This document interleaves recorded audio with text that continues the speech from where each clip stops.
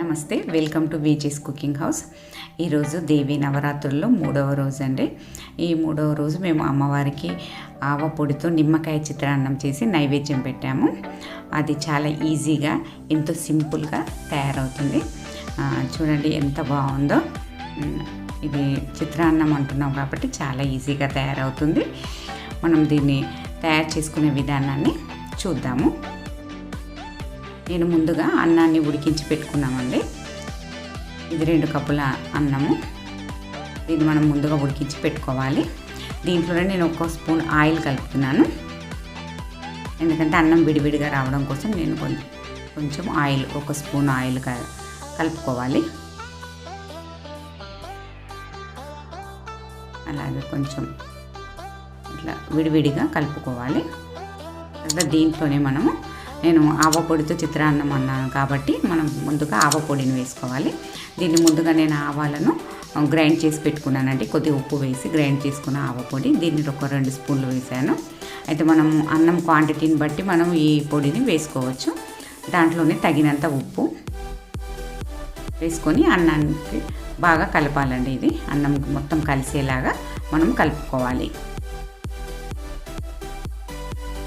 ఇలా మొత్తం ఆవ పొడి మొత్తం కలపాలి. ఇలా కలిపిన తర్వాత దీంట్లో కొద్దిగా నిమ్మరసం వేసుకోవాలి. నేను 1 స్పూన్ నిమ్మరసం వేస్తున్నా. మీకు పులుపు ఎక్కువ కావాలనుకుంటే కొంచెం ఎక్కువైనా వేసుకోవచ్చు. అలా కలిపిన దాన్ని మనం పక్కన ఉంచుకోవాలి. తర్వాత మనం దాంట్లోకి పోపు వేసుకోవాలి. నేను పోపు కోసం స్టవ్ వెలిగించి ఒక ప్యాన్ పెట్టాను. దాంట్లో కొద్దిగా ఆయిల్ వేస్తున్నాను. ఒక 2 టేబుల్ స్పూన్ల ఆయిల్ వేసాను. తర్వాత దీంట్లో ఈ ఆయిల్ వేడెక్కిన తర్వాత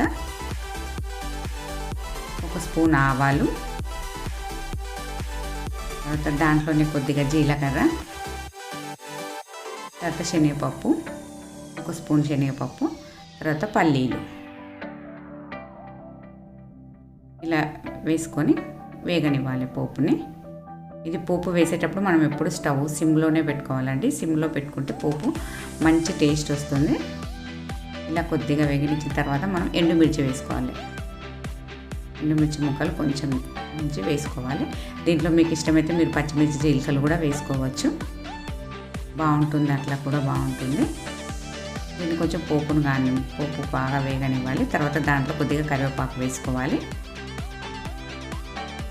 మీరు నా వీడియో ఫస్ట్ టైం చూస్తున్నట్లయితే సబ్స్క్రైబ్ చేసుకోండి. పక్కనే ఉన్న బెల్ ఐకాన్ని క్లిక్ చేయండి.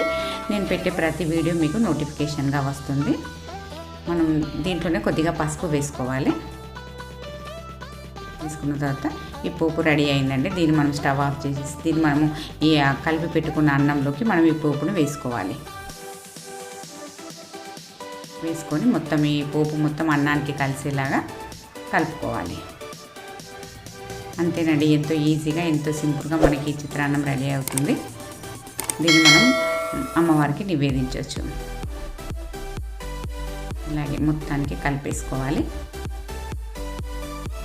ఇది చాలా టేస్ట్గా ఉంటుంది కూడా, చాలా బాగుంటుంది కూడా. ఇలాగ మొత్తం తీసుకొని ఇలా మనం అమ్మవారికి బౌల్లో పెట్టి మనం అమ్మవారికి నివేదించాలి. అంతే. మీకు ఈ రెసిపీ నచ్చినట్టయితే లైక్ చేయండి, షేర్ చేయండి, కమెంట్ చేయండి. Thanks for watching and please subscribe to Viji's cooking house.